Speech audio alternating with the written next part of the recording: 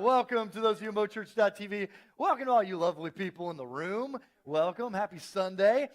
So before we get started, I want to thank Momentum's friend, Craig Lindsley, for drawing. He's going to draw on the screen throughout the message. He's going to be drawing Batman. He is a very good graphic artist, comic artist kind of dude. If you want to go to Facebook, there's a page for some of his original comics called Caesar Comics, Julius Caesar Comics. And so you can go there and check out his stuff. So this is our final week in a series that we do every September going into October called Momentum at the Movies. And we just basically take a look at some of the most popular movies over the last year. And we just say, man, how can these plots and themes teach us something about the divine plot, God's plot in this created world that so many narratives kind of point to and allude to in one way or the other. And so by round of applause, how many of you have seen 2022 The Batman? How many of you have seen it?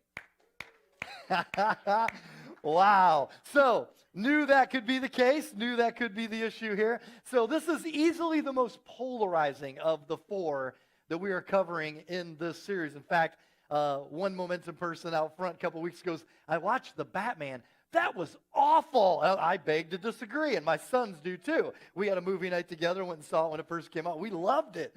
But I think everyone's comparing it to Christopher Nolan's Dark Knight trilogy, which was awesome. And this just isn't that. It's just different. So one of the polarizing things about it is that it's starring Robert Pattinson, Edward the Vampire. And that was tough for everyone to get behind as the new Batman. Like, really? That's interesting. So he's everyone's favorite choice for Batman since Ben Affleck. But I can't go any further without pointing out the most amazing part of the casting in this movie. This is crazy. So Penguin, the iconic villain in Batman, Penguin, does anybody know who plays him? Colin Farrell. Yes, it's crazy. Like the whole movie, I keep reminding myself, and afterward, that's Colin Farrell. No joke, it is. It's just makeup and prosthetics and all. It's crazy. So that was pretty amazing in and of itself. So there's some fun trivia for you, and you can look it up on IMDb if you think I'm a liar. By the way, Colin Farrell has already played a villain in a previous movie. I think it was 2003, Daredevil in Marvel Universe. And the funny thing is, who played Daredevil?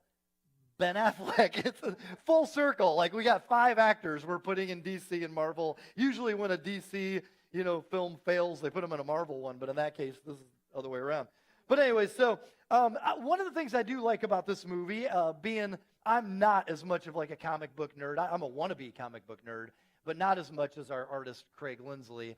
I don't know as much but I love that stuff. And one of the things I love about this movie is that it brings out the detective component to Batman. Like the original Batman, the debut of Batman was in Detective Comics number 27 in May 1939. And so Batman, one of his skill sets was to be a detective. And I love that they bring that back out in this version of Batman because that's not often brought out. So the Batman, this movie is not your campy 1960s Adam West TV series kind of Batman. It's not your campy Bat Dan and Robin, of 2009, which is equally famous to the Adam West. But this is a true Dark Knight version of Batman. And so apparently the Batman's version of Gotham, this movie's version of Gotham, it feels like it was filmed in the same city that Brad Pitt and Morgan Freeman filmed the movie Seven, for those of you who ever saw that. It is just perpetually dark, gloomy, and rainy. And that fits and sets the tone for the kind of Gotham it is, which is often the case, especially in a Dark Knight kind of film set, it's just such a dark, gloomy place. And so sets the stage perfect for how Gotham is depicted. Gotham in this film is a cesspool. It is an absolute cesspool. It's a city of crime, of violence, of prostitution, of theft, and of just moral filth.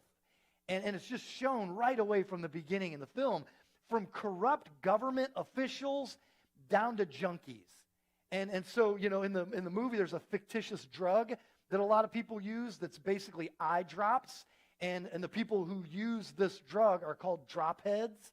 And so in the alleys, there's drop heads. And then up in the high-rise buildings and offices are gangsters who control the police department. And it's just at every level, the corruption. Gotham is a cesspool. And so for the last 2 years, a very young, reclusive Bruce Wayne, billionaire, has been operating as a vigilante, the Batman. And so on Halloween, at the beginning of the film in Gotham, Gotham's mayor is murdered by the Riddler. And Batman is invited to the scene of the crime to use his detective skills to kind of look around and try to figure things out. But then the next night, by the way, the police officer that invites, the lieutenant that invites Batman to the crime scene is Lieutenant James Gordon, which is played by our worship leader, Andre Frazier. Played by Jeffrey Wright, but yeah. So that's his doppelganger. So anyways, but another fun fact, by the way, is that this character, James Gordon, appeared in the first panel of the first Batman comic in Detective Comics, number 24 or 27 back in the day. And so this character also has become very iconic and lasting. So the next night, Riddler kills the commissioner, and so on and so on. It's just like this pile of bodies being left by the Riddler, and almost always a note for the Batman at the scene of the crime. And so Batman gets to work, and every night he goes out into this crud and this filth and the robbery and just all of the stuff. And he writes in a nightly journal, and one of the things he writes, narrated in the film, is this. He says, I wish I could say that I'm making a difference, but I don't know. Murder, robberies, assault. 2 years later, they're all up. And now this. The city is eating itself. Maybe beyond saving, but I have to try and push myself. So at the beginning, you saw in the trailer, at the very beginning of the service, if you're here, we showed the trailer. And one of the scenes they tease you with in the trailer is there's a guy who's being, hounded by a gang in the subway. Not like the sandwich place, but like the Subway in Gotham. And so, give me your sandwich. No, it's my sandwich. So he's in the subway, and this gang is hounding him. They're messing with him. They're going to rob him. And all of a sudden, out walks the Batman. And I think it's the first time I think you really see him, like head to toe. He's got these like big, thick-soled combat boots on. I mean, he looks like a thug Batman. He walks out, and he's standing there, and one of the gang members looks up at him. He's like, who the flip are you supposed to be? And he looks at him, and he says the famous line from the trailer, I'm vengeance.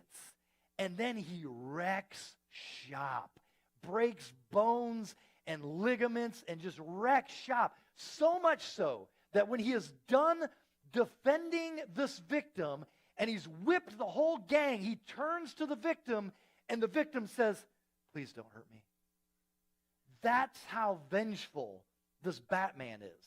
That's the image, the fear that he uses as a tool to strike into the minds of the cesspool of criminals in Gotham. In fact, Penguin calls him Mr. Vengeance in the film. Catwoman, whenever she sees him, she calls him Vengeance. Hey, Vengeance. That's his nickname in the film. So, newsflash, this is going to be big news to any of you, and this is stuff you've contemplated in your own time, in your own car during commutes, and in your home and while you watch the news. Gotham is a cesspool. And by analogy, man, our world is a cesspool. Now, if this is your first time, you can be like, oh, this is a typical preacher talk. No, this isn't like a diatribe I usually go into. But let me just, break it down for a moment based on the movie we're talking about. Our world is a cesspool. I mean, if you look on the internet and the news and all that kind of stuff, you look at what's going on in Russia right now. Oh my gosh, you look at what's constantly going on in like North Korea right now. You're like, man, oh man, like things are messed up. Then, just to be honest, you look at what's going on in the United States of America. You're like, man, the world in every corner, in every shadow, in every lit place, the world is a cesspool. And to get more specific, our country is a cesspool. I mean, turn on the radio and listen to 3 popular songs on the radio. Okay? Now, let's just say, I'm seriously not taking shots at you, but let's just say you have real low moral standards. At the very least, you can listen to the radio and be like, dang, like songs were being made like that 20 years ago, but they weren't put on the airwaves. They were like B-side stuff that no one would ever put on the radio. In fact, later when they did, they would at least bleep out half of this content. Now most of the content is making it through the blank outs and the bleep outs and the sound effect out. I mean, this is crazy. Turn on a primetime sitcom. And if your conscience isn't slightly pinged by the content of whatever is being talked about, sexual and all that kind of stuff, then maybe try this. Ask your mom to watch it with you. And then just be like, oh man, like that didn't really hit my radar until mom was sitting next to me like, wow, like the stuff that is in sitcoms nowadays. I mean, you look at the mass shootings, the public shootings, the school shootings. You look at stats on pornography consumption, online gambling, on domestic violence, on child abuse, on rape. Just Google one of those for statistics and start to drink in that those are real stories in our country and be like, wow, what a cesspool. It's just everywhere stuff is going on. Then you zoom into our city, the greater Cleveland area. You know, you might be from, you can pick your community. You'd be like Bedford, Macedonia, whatever it is. You pick your community, Akron, and just say, look at our greater Cleveland area, though. Like right now, we have an NFL quarterback who has in his contract, he can only get massages from people who work for the organization of the Browns. And he was given $230 million guaranteed to be our quarterback. Now, before we just point fingers at him and be like, yeah, what a pervert, or whatever. Well, I'm an ex-pervert, just so you know. I'm an ex-porn addict. And so I just want you to know, I'm not just saying him. I'm saying, yeah, me. Like, man, there's so much. Like, talk to your local police chief and ask him, what has he seen in his career? Wow, the stories you'll hear. Talk to the local crew working in an ER in a local hospital. Ask them what they've seen come into their hospital. Maybe they'll break some HIPAA law and tell you some stories, you know. And just ask them what they've seen come in and how some of those things happened. And you'll be like, wow. Ask a middle school or high school teacher what they hear and see on a weekly basis in their classroom, in their school. And you will be like, wow. Like our world, it feels out of control. It's just such a cesspool. And it's so true. But let me keep this in mind. Picture you're a parent. You got 2 or 3 kids. We've got 3. But when you're a parent who has little kids, often because you're a parent, you're exhausted, and because it's fun and cute, you'll bathe the kids at the same time, right?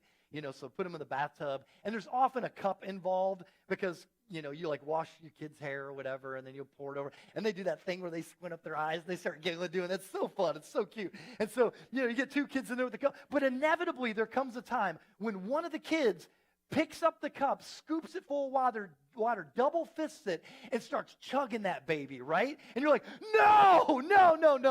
Like, why? Well, because most parents have also experienced that moment when you're giving your kid or kids a bath, and all of a sudden a scene from Caddyshack is reenacted, and all of a sudden there's a kid turd floating in the pool. You know, like, oh, no, this is not where that happens. This is not where that happens. But in life, that's what happens in the public pool, and that's what happens in the bathtub. So don't drink the bathtub water. Here's my point. Before we get real self-righteous and point at Deshaun Watson, Will Smith, or whoever it might be, Dan Smith, if you want to point at me, we've all peed in the public pool, okay? Like every one of us has contributed to the cesspool around us at different levels. I have lied to people. I've punched people in the face with my fists. I have stolen from people. New people are like, I think we're going to find a different church next week. But I'm telling you, like, I have contributed to the suffering in this world. So before you stand back and be like, why do good things happen? I mean, why do bad things, flip that. Why do bad things happen to good people? Your assumption is there are good people.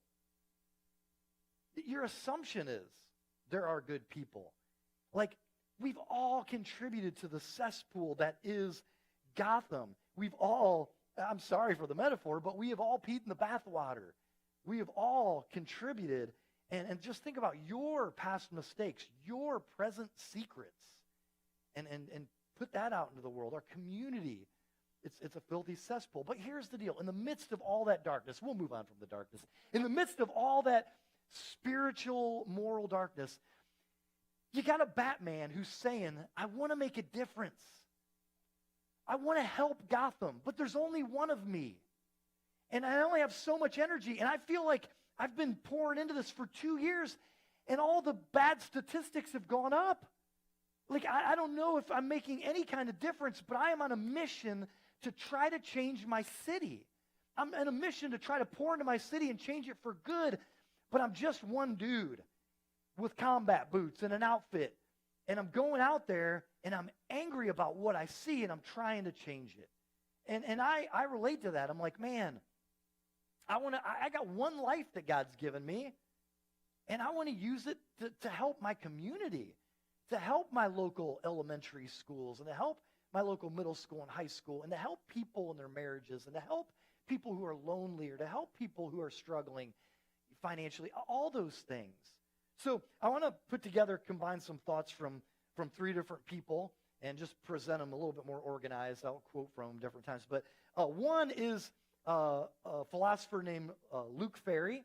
In case you misheard that, this is not the guy who was on 90210 Beverly Hills. That's Luke Perry. Okay, he had cool sideburns. But this guy, Luke Ferry, is a French philosopher, not a Christian. He's a secularist, materialist. He believes that this world is all there is.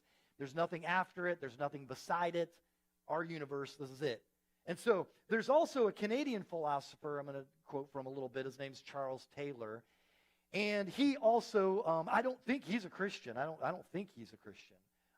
And then I am going to quote from a Christian pastor, philosopher, author named Timothy Keller, or at least some of his thoughts are put in here, who's just a brilliant thinker, retired pastor right now who still writes. But I just want to logically break something down that I think is helpful to non-Christians or secularists or followers of Jesus. And I think it's profound and helpful based on some of their thoughts put together. So one of the things you have to ask yourself if you want to be Batman is, why do you want to help Gotham? Why? What's the point of going out there and helping people and seeing people are hurting one another, people are taking advantage of, people are seeing others as objects or resources or whatever? What's the motivation? Why would you commit yourself to care for the poor? Why would you commit yourself to do justice or to reform the world or to honor the rights of everyone or just to make a difference in Gotham? Why? I think there are 3 motivations. 3 motivations that you can have as your why. And here they are. So Ferry says, Luke Ferry in his book says, we may decide to give our lives to serve the medical needs of poor people, but why, with his secular framework, is that significant? If I don't believe that there's a God or an afterlife or moral absolutes or anything like that, why is that even significant? He says we're doing it because, why are we doing it? Because we don't feel obligated to do it. We don't have to. So why would I stick my neck out and help people and go out there and run the streets around as the Batman and maybe get beat up for people? Well, the first motivation, your first why, would be for satisfaction, and I'm going to throw in there in parentheses, and superiority. Okay, so basically Ferry argues this, that when we're helping sick people, for instance, if we're helping sick people, we're not doing it with this motivation here. We're not doing it for their sake. We're doing it for our sake. It makes us feel good. Like, it gives me self-satisfaction to help them. It really has nothing to do with the sick person. It has everything to do with me feeling good about helping them.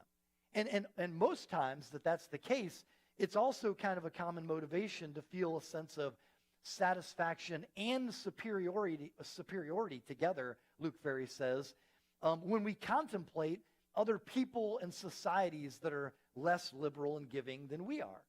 And so it's the sense of doing it to make us feel worthy or significant. In other words, we base our moral self-worth on being a liberal, giving, generous person and our values more than others. And so Charles Taylor, the Canadian philosopher, he says, this is not only selfish and fragile motivation, but it also makes our philanthropy, quote, vulnerable to the shifting fashion of media attention and the various modes of feel-good hype. So, like whatever story we happen to see or hear or cause, like that could be the thing. Like, well, I have to virtue signal by getting behind that or posting that. I got to get involved with that because that'll give me satisfaction, make me feel good, and make me feel superior to people who aren't doing that because that's the pop cause right now. But Jesus explicitly attacked this kind of attitude of moral superiority among the religious leaders in first century Israel. In fact, he talked about religious leaders, and he made up a fictional story about one praying next to a tax collector, a crook, and saying, thank God, thank you that I am not like this guy, a tax collector. And Jesus was like, no, that's pride. That is absolute pride. So that's one motivation. It can be a sense of self-satisfaction. It's more about us than it is really about them. It's to make us feel good. The second one is anger. And that's where our benevolence, it can easily turn to contempt because, man, the progress is so slow, isn't it? No matter what the thing is, the progress is so slow. And you see people who aren't jumping on board with it, sometimes who totally disagree with what you're doing or how you're doing it is often the case. A lot of times it's the how. And so they disagree. And so, yeah, the more you do it and the more it takes a while to get going, you get mad at people who aren't helping. And you're like, man, I'm more and more angry. Somebody's got to do something about this thing. And you let anger just take over. Charles Taylor, the Canadian philosopher, wrote this. He said, we fight against injustices that cry out for vengeance.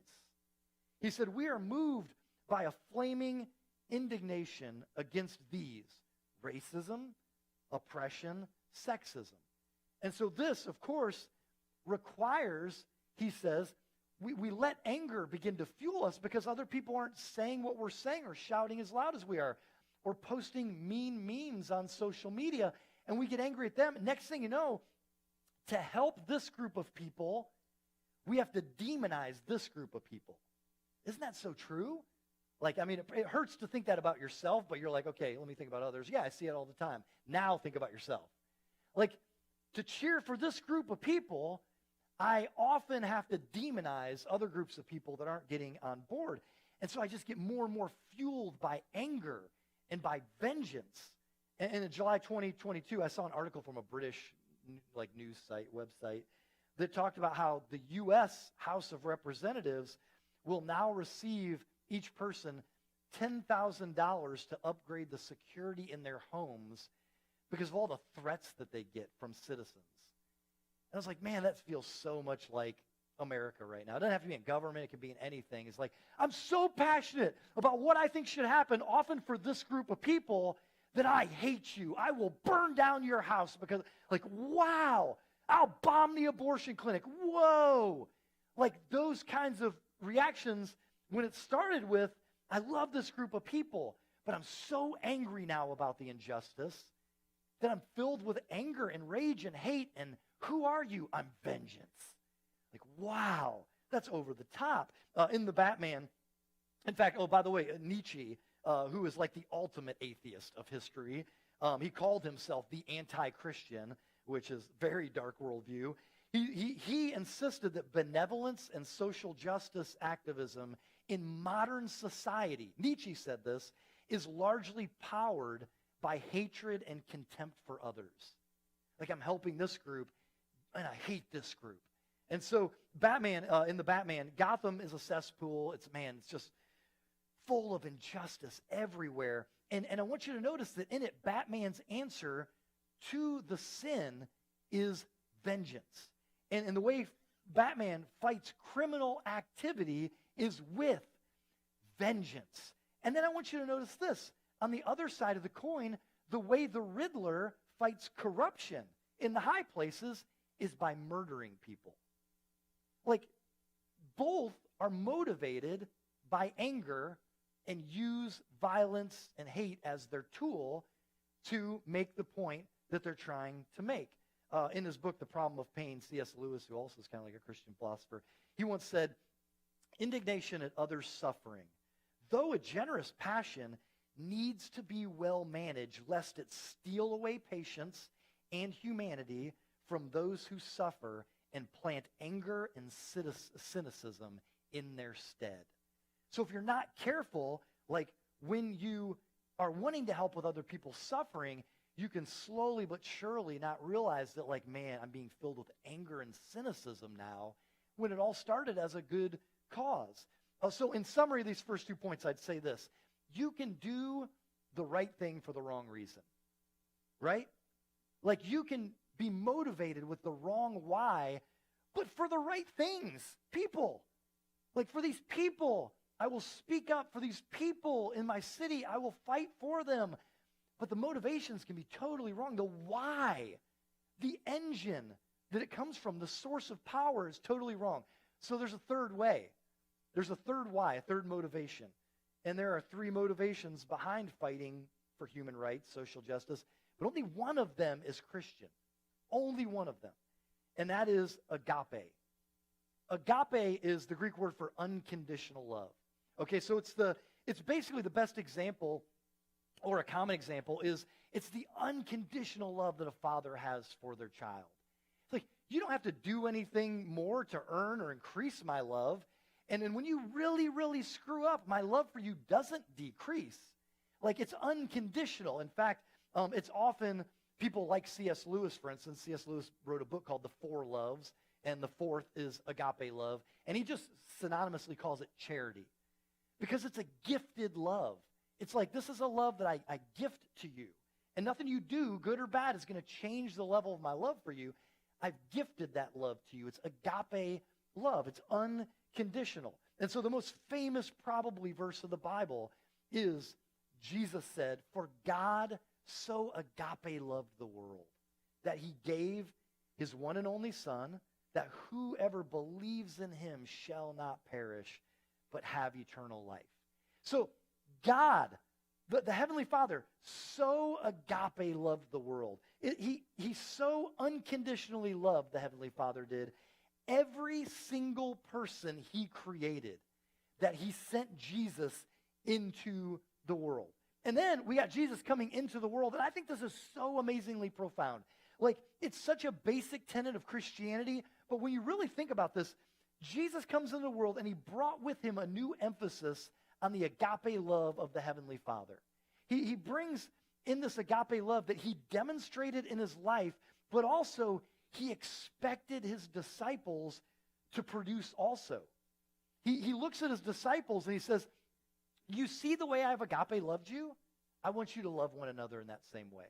So multiply this agape love. That's what I want you to do." And for him, Jesus, this love depends on the nature of the lover. This is so important.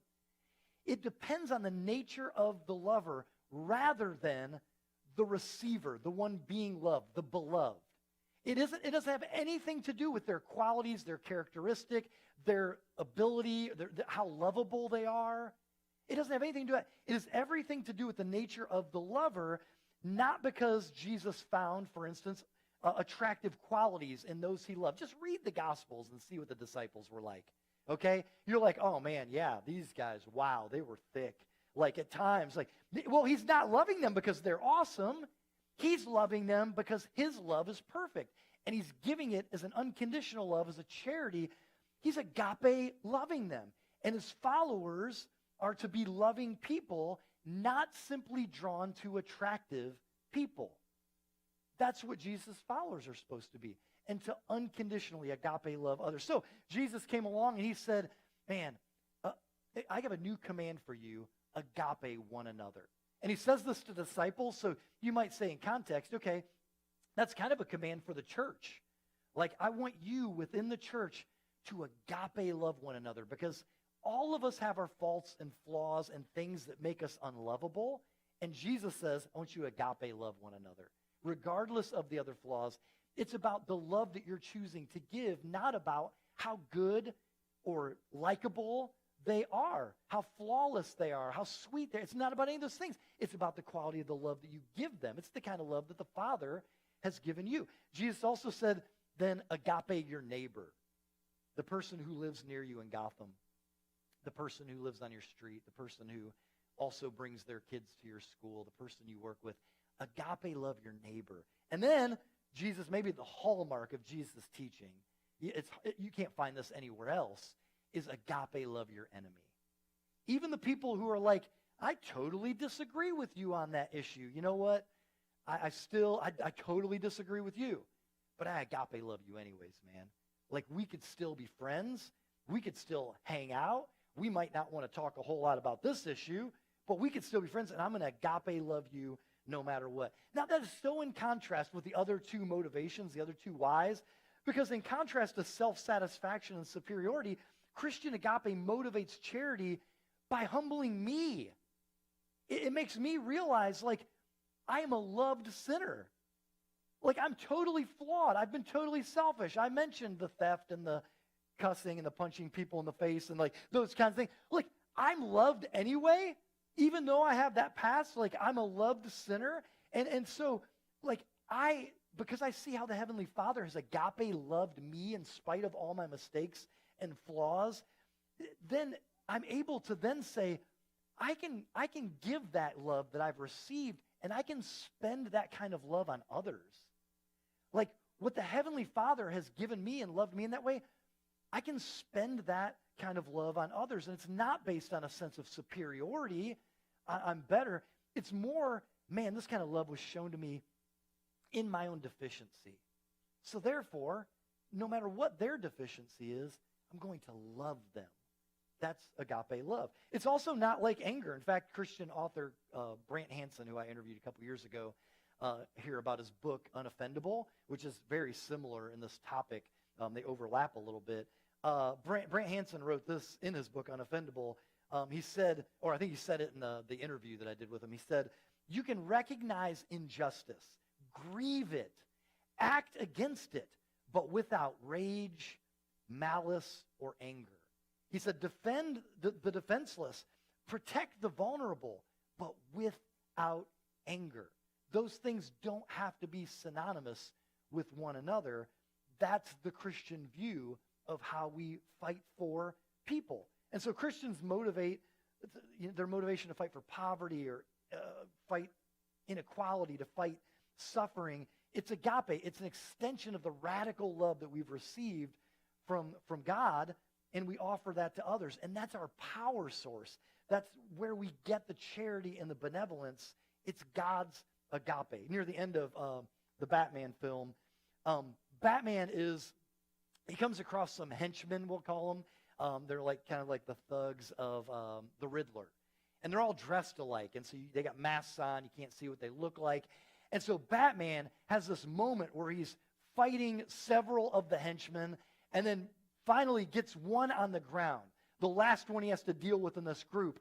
And he jumps on top of him, and he just pummels him in the face, just continues to pound away in this guy's face, so much so that when Andre Frazier runs in, when James Gordon runs in, one of the representatives of the police department, he comes running in, and he looks at him, and he's like taken back by how Batman is just beating the living tar out of this guy.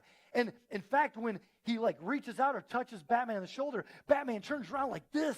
He's just like ready to go off. And James Gordon is like, whoa. And there's a moment where they unmask the henchman. And when they see his face, he's just some regular guy. They look at him, they say, who are you? And the henchman says, I'm vengeance. Ooh. Here's the point. Vengeance is on both sides of every argument. It's on both sides of it. And sure, there might even be a right answer, and I'm sure you think it's your answer, but vengeance is on both sides of that argument. I guarantee you there are people at Momentum that I disagree with things that they believe. Absolutely. It would be strange if not. But you have to understand, typically, whenever there's disagreement, there's vengeance on both sides of the battle. That's what's going on here. You and your enemy both feel justified to feel angry about the thing and the issue. And the only way to break the cycle of vengeance on both sides is Christian agape love. It's to say, man, I have been so loved by the Father that I have the resource to still love you, even though we're in total opposite spectrums of this issue, of this thing. I can still love you even though I disagree with you. Or maybe you're a follower of Jesus and you know the scriptures, you know what God says, and what they say is absolutely wrong. You can still say, even though I know that what God says is that they're wrong, I have the resource to still love them without anger, without vengeance. They may misrepresent what I believe even, but I still have the resource from the Father to love them unconditionally. And so I think one of the interesting things about this film is that the Batman makes us ask this question as we see the Batman out working in Gotham and fighting for justice, but with vengeance. The whole time, I think you're asking the question, can a person really be an actual hero? Can they actually be a force for good in this world without self-control? And that's the question I pose to you. Is like, can you really be a force for good in the world without any self-control on social media? Can you really be a force for good in the world without any self-control when you talk to your parents about politics? Can you really be a force of good for this world when you can't control your anger and you can't say, man, I'm going to pull from the reservoir of how God has loved me, and I'm going to be gracious to others even when I disagree with them? And can a person be a hero without doing the hard work of getting into those deep wounds and going to counseling and getting their scars to close up without stuff, dirt inside of them and infection in them, so that they can lead and serve out of love? That's the question I think the Batman makes us ask. Luc Ferry, this guy, the French philosopher, secular humanist again, man, he has something really interesting in this book. This is like the brief history of thought. It's a philosophical guide to living is what it's called. And so one of the things he says is this. He talks about how, he says, sacrifice, which returns us to the notion of a value regarded as sacred. So just notice sacrifice and sacred, same root word. So sacrifice feels kind of like maybe a spiritual word is what I'm getting at. He says, sacrifice paradoxically retains, even for the committed materialist, that's him, an aspect which can almost be described as religious. He said it implies, in effect, that we admit, however covertly, the existence of transcendent values superior to our material and biological existence. Okay, so what he's saying, no, that just sounds like a bunch of blah, blah, blah, blah. Okay, I get it. What he's saying, though, is when you see sacrifice, when you see someone trying to be a hero and sacrificing himself for the sake of others or for a people group, when you see sacrifice, if you believe in the material world is all there is, why would you not just say, well, my main value then is preserve self? Why would I stick my neck out for that people group or that person? Why would I ever sacrifice myself or anything I have? What would that mean? And he's like, it's because this implies, no matter how covertly, there must be a transcendent value system that isn't created by man, that is given to us. That's what he's saying, the secular guy. And in this book, he admits human rights come from Christianity. He says this is a positive impact that Christianity has had on the world. He talks about how human rights, they're being primarily a Christian idea that did change the world. And we just went through the history of that. God so loved the world. He sent Jesus. Jesus came, embodied agape love, and told his disciples, it's expected that you love people the way that I have loved you. And this guy, a secular philosopher, says, and that's where human rights came from. That's why people fight for human rights, is because of Christ, because of Christianity. And he says, man, one could argue that the universal declaration of the rights of man, meaning everyone's shouting, men have rights, people have rights, all that stuff, is no more, he says, than secularized Christianity. It's saying, in other words, a restatement of the content of the Christian religion without belief in God as a requisite. So he's saying everybody all over the world now shouting, people have rights, people should be treated fairly and equally. He's like, all that is a secularized Christianity. We have stolen from Christians and just taken God out of it. Christians said this first. And he's not the only one that says this. You can find this in philosophy all over the place, is there are people who are like, yeah, human rights, that dignity, that we got that from Christianity. That came from Jesus. In fact, I won't get into the story, but one of his examples is the guy who started the Red Cross. He said, man, that guy back in 1859 was on a business trip, showed up right after the Battle of Solferino in Italy, and it had just happened. There are dead people everywhere, and he had to go through it right after the battle, and he saw horrific pictures of thousands of dead soldiers, but worse than that, he saw countless wounded soldiers everywhere that were left on the battlefield suffering, slowly dying in terrible conditions without any assistance of any kind. And this guy who founded the Red Cross spent 48 hours up to his elbows in blood just assisting the dying. And this secular philosopher looks at him and says, man, there was something that he saw that kind of started our movement, our modern movement of humanitarianism, where he said, man, if a soldier's on the ground wounded and disarmed, they're now to the base level of, they're just a human being. I can just treat them as a friend. Agape your enemy.